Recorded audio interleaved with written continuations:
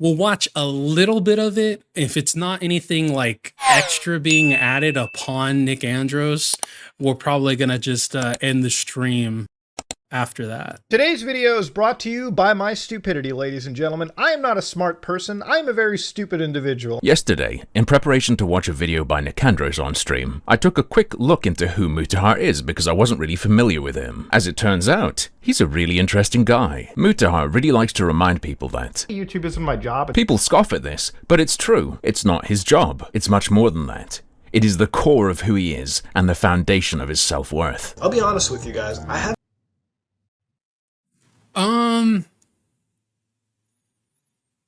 I think there's more than enough evidence from Nick Andros' video to make that claim. I think that there's more than enough evidence of him boistering himself as an engineer, as this top tier programmer type of person, to say he has an inflated sense of self-worth due to the accolades he's given himself and the praise he's gotten for those self-appointed accolades. I have a reason to live, really, and that's you all. That's, you know, might sound grim.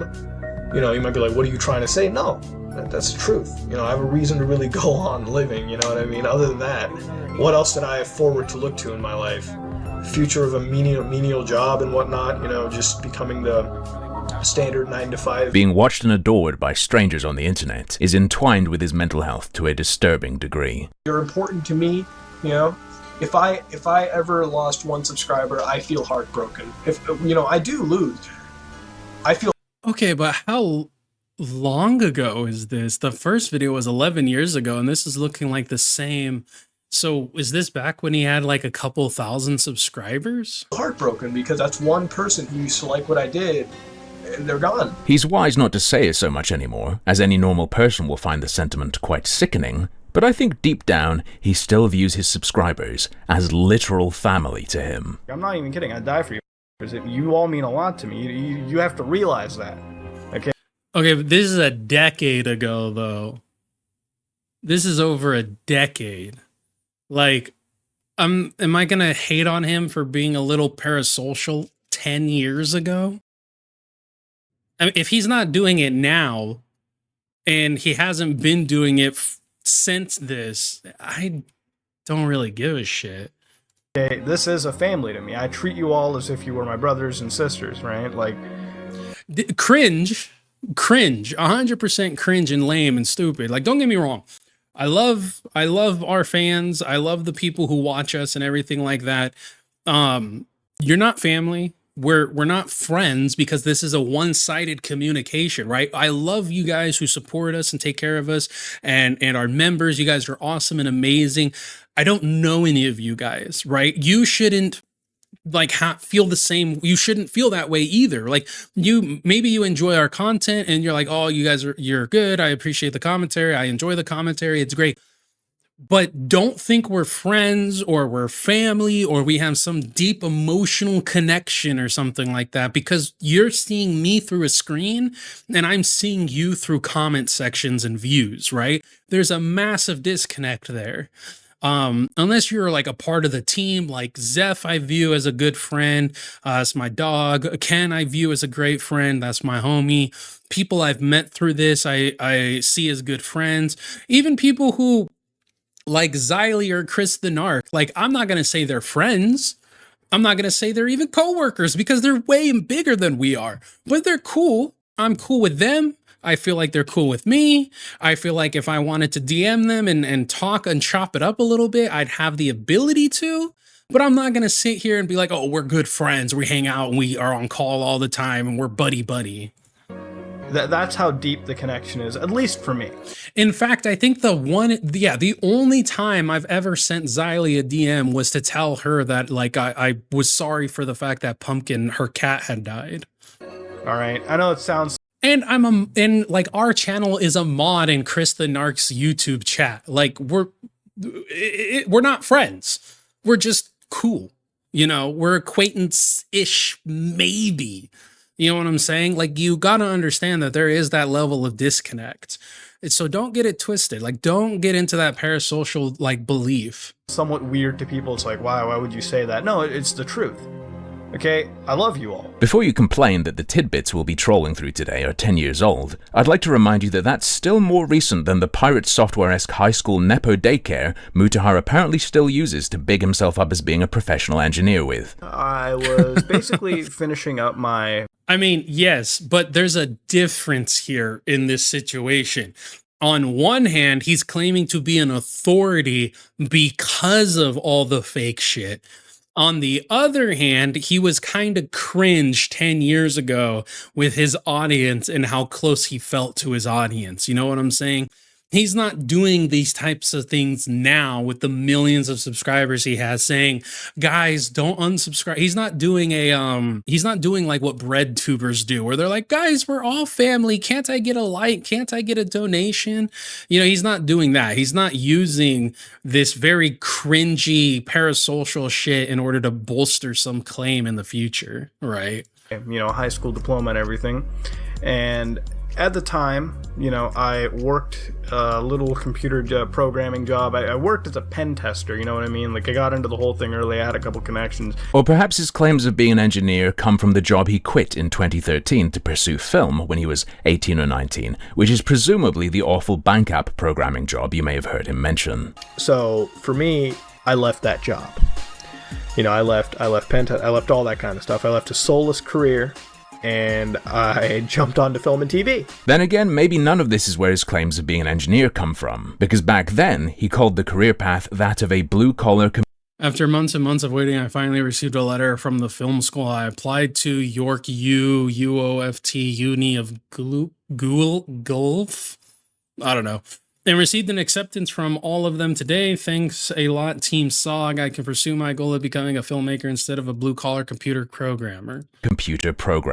Did you know that he didn't actually start calling himself specifically an engineer until over a year after he stopped studying to become one and started pursuing film instead? As far as I can tell from public record, Some of this is from comment section of my newest video that I posted, but it's also applicable here. I didn't put this in the video due to my tired state, but here's another rant. I really thank each and every one of you commenting and viewing on my videos. It means the world to me that people enjoy the content I make here on the channel, and whether you agree or disagree with any opinion I express, there is always civility. You all are the best bunch of people I've seen on YouTube. Thank you for the time you put into when you can do so many things. Seriously, blah, blah, blah. I'm a video editor in my real life, but I'm always an ordinary gamer out of my office. And for all of you giving me the chance to share some of my experience with you and read scary internet stories and have all these lulls in 3 years means the world to me. You are helping me change my life from becoming a dead-end computer engineer, not discounting that career path I was an engineer, and helping me pursue a lifetime passion in media. Okay, so this is just more evidence that he was lying about his past. It's only in 2015 that he switched from saying he was a programmer to saying he was an engineer. At first a dead-end computer engineer, but over time, somehow, for some reason, it morphed into a source of pride and, more importantly, credibility, and he clearly became very attached to the title. I'm an engineer. I'm a fucking engineer. I'm a goddamn engineer. I'm an engineer. I'm a fucking engineer. Okay, if this is gonna pretty much be like a Nick Andros video summarized, I'm probably gonna stop it in a couple of minutes. Engineer. I'm only an engineer. Okay, I'm an engineer. So I'm an engineer. I'm just an engineer. I'm an engineer. I'm just a fucking engineer. I'm a goddamn engineer. I'm a fucking engineer. I'm an engineer. I'm an engineer. As an engineer, being an engineer. I get it. The further he gets, I'm saying I'm the number one engineer as an engineer. As an engineer. Right? As an engineer. I'm just an engineer. Speaking of somebody that is an engineer, I'm an engineer. I'm an engineer. it would seem that the further he gets from being an engineer, the more of an engineer he becomes. I have to agree with Nickandros that it looks very strange. It looks even strange. Well, it's because it's getting further away from his initial explanation that people aren't going to want to go through the years of content in order to prove him wrong. Well, he thought people weren't going to want to do that. Stranger though, if you happen to be aware that in 2014 he made a video where he claims to have worked in video editing, film and TV for 4 years. If you don't know, I work in the video editing industry, and I work in film and television in general, and in there, I get a lot of work, thank God. I'm a kind of guy who hasn't had a vacation in about 4 years now, because even if I try to have a vacation, I always end up bringing work with me, and while I do have a good time, I do end up working constantly. So for 4 years, I have been pretty much working the whole same job. And that job, 4 years, 2014. So you were doing that since 2010, 2 years before you normally tell us you started to get interested in editing to begin with. I'll put this one down to him having a stroke or something. He's not the most coherent speaker at the best of times. But there is at least one genuine issue with his career in editing and film that I noticed. You may not have known that Mutahar has a very strong connection to Japan. In August of 2015, he let everyone know that he lived there at some point. For those of you who don't know, I used to actually primarily work and operate in Japan. And man, when I lived over there, Japan's a really interesting place, alright? He's also visited many times for work. Mutahar has made some videos where he talks about real spooky experiences he's had. One of those being when he heard footsteps in Japan. In that video, he also talks about his work there. He explains he went to make a documentary on Aokigahara Forest. I go to Japan. I have work in Japan annually that I do. If you guys don't know what I do for a living, it's video editing and whatnot, and I work on production work. Now, in Japan, there is a forest called Aokigahara Forest. Now, Okay. Again, if he truly did work on these pieces, he would be credited, which would be very easy for him to prove simply by showing his name in the credited section of these projects. Now, it's also, we also have to keep in mind that it's entirely possible he could have flown out there to work on these projects and they just never were released in the first place, right? So there wouldn't be any credit given to him because the project was never released. Now, the problem with him proving that this is true is he would have to expose, again, I don't know if he's been doxxed. I don't know anything. I don't know if his real name is out there. More than likely it is, considering he's a multi-million sub YouTuber. But he would have to be putting out his full government name on these projects, right? Even if it was a surname or a pen name, he would have to prove that that is his pen name. So that's a little bit of a rock and a hard place if he does have his anonymity at this point. I'm on there doing a shoot. It's sort of like a documentary-esque look into Aokigahara Forest. He tells us that he had to trek through that forest and that he came across clothing which he picked up. So as we're trekking through the forest, I come across clothing. Now, the guy who's coming with us, who basically shows us the forest and navigates us through it, tells me that it's fresh. Incredibly sad sight to bear. And I picked it up and I held it for a little bit and I, soaked it all in. It might be tempting to assume because he's telling a ghost story that this is completely made up. But it's not a fantastical story, it's his IRL ghost stories. And all that happened was he heard some footsteps and got scared. It is presented as truth. And he actually talks about his visit again 3 years later in 2018 when he condemned. Is he going to play it up even more this time? Condemns Jake Paul for his Aokigahara video, and he says something interesting. Me personally, I have a little bit of history to this, and the reason I'm making this video is because I've been to the same forest, Aokigahara Forest in Japan. It is a very ethereal place, a place where a lot of people die. And what does he say he did there? Me visiting there at one point in my life, it is a very interesting place. I never had the entire intention to film it, never did. He never intended to film there, and he never did film there. When you were there, as you told us before, to film a documentary-esque video on the forest. But I've never seen any dead body, never seen it, but then again, I never really ventured too far into it. I got to see it firsthand. You never ventured too far in to the forest you said 3 years ago you trekked through with a small crew. To be fair, he is consistent about never seeing a dead body, which he's... Okay.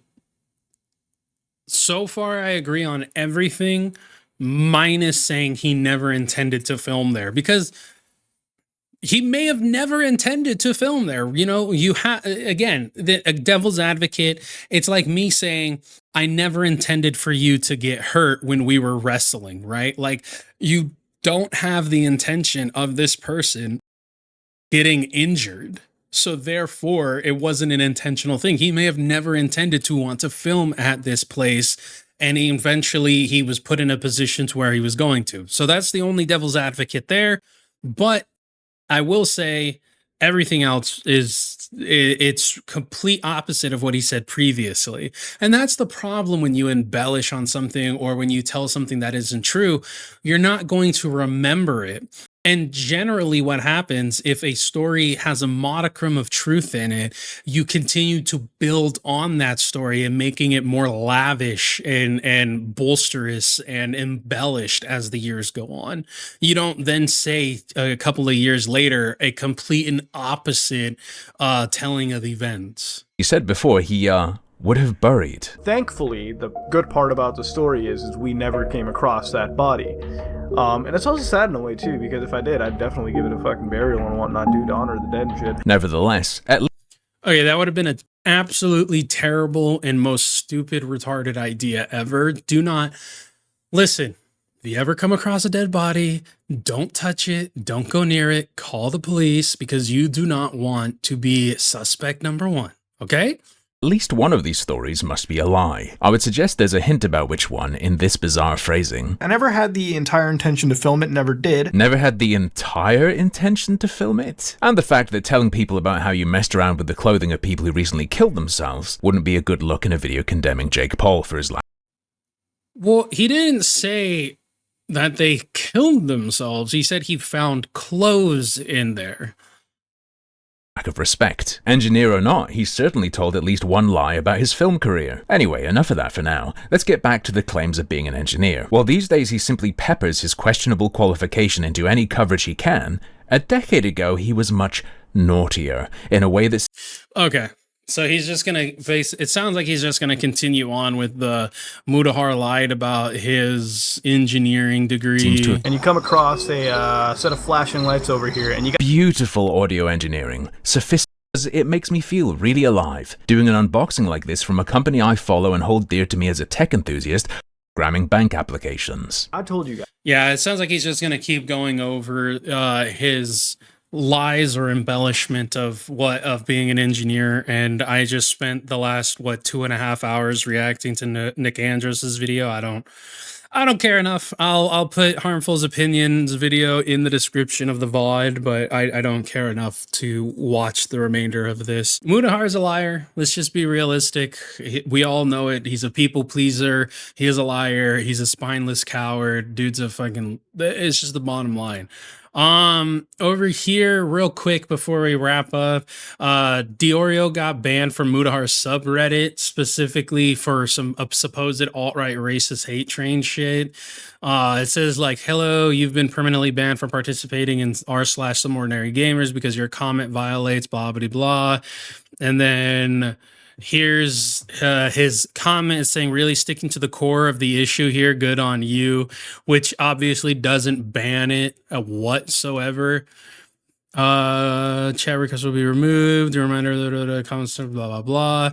Every single criticism has some racial hate undertone to it. It's honestly disgusting, this hate trait, which is retarded. It has nothing to do with him being an Indian. Nothing whatsoever. It has everything to do with him being a disingenuous lying bitch. Like, that's literally what it is. It sounds like the mods over at r/ordinarygamers are just cleaning house. Here's another harmful opinion. Mutahar speaking last year on the danger of not digging into the past of people who claim to have experiences online, bemoaning people's unwillingness to research internet personalities, plus what he fears could happen if viewers aren't vigilant and don't catch it early. Inspiring. Now, this is a good one. This is a very good catch right here. Of grifty accounts online fell for this one fucking person lying about their, credentials as a Japanese university historian expert. Even though it took 5 seconds to Wayback Machine their account and figure out, oh, they were just some random white guy from, some part in Indiana, okay, some random dude on the internet. And even if you took their Japanese, name, put it into, the Tokyo University or whatever university they claim to be, you couldn't even find that person. See, people don't even want to do the bare minimum of research. Nobody wants to do even 5 minutes of research. But they'll believe anything. And I have to agree with him on this sentiment. You don't need facts if you have a big enough platform. You don't. Let's look at Hassan, Denims, Frogan, Casey Tron, Ethan Klein, Keemstar, all of these big platformed people. They don't need facts so long as they have a voracious following, right? They might build their platform, their whole self on the internet with some modicum of trustworthiness, but eventually they stop providing all these facts. They use clips out of context to do all this stuff. Oh, Muta, you lie like Boogie. Yes, he does, Grimly. So yeah, you should be way more conscious of people who say things. Like if they're just telling you a story, not providing any evidence, screenshots, video, anything of that nature, just because you trust this person because of past doings doesn't always mean that you should trust everything they say. You should be vigilant and skeptical of everything on the internet. Anything an account says. Now imagine with generative AI taking the extra steps to, bulletproof this account and make it look even more legitimate. You could actually go beyond just goofing on Assassin's Creed Shadows and turn it into serious misinformation. Imagine an actual piece of misinformation suddenly showing up on national news, international news, spreading. I mean, that's happened plenty of times before, but I understand the sentiment. It's just funny that you don't take it into account on your own self. Like wildfire. And it was not until the actual bomb blows that people start correcting themselves. That's a serious issue. And that's something that I think people need to watch out for going forward. Agreed. Tons of grifty accounts. 100% agree. There's so many grifting people. Like, yeah, no, I 100% agree.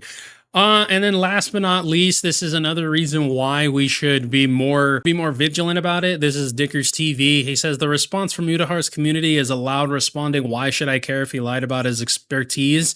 Well, remember how everyone accepted that Mama Max distributed CSAM on his Mega Drive based on a certain cybersecurity engineer? And we even were, when we were reacting to this about Mama Max getting ousted potentially on his Mega Drive for CSAM being held on it, we even were saying, we don't know, we've never seen it before, but if this is what Mega Drive is saying, then that's what they're saying. We're going only off of what they say. We're not making any assertion, but if Mega, is saying that that's what was on there or potentially what was on there, then that's the case. But Mutahar went a little deeper in this. Last thing. We'll go back to the Anthony thing if he sends the stuff. But you're actually very educated on how the the caching works for the Mega account. So I was wondering if you can kind of explain that to chat, because we talked about it. You were much smarter than me in this. This is where I have a real issue with Max right now. This is where this is actually what the gasoline on the bridge is for. Last thing. We'll go back to the Anthony thing if he sends the stuff. But you're actually very and kind of explain that to chat. This is actually. So he did utilize his specific supposed credentials in an effort to say that Mama Max, without a doubt, did have CSAM material on his Mega Drive, when we don't even know that. It's just all the more reason as to why somebody turning around and saying or bolstering themselves with claims of credentials that they don't actually have is a problem.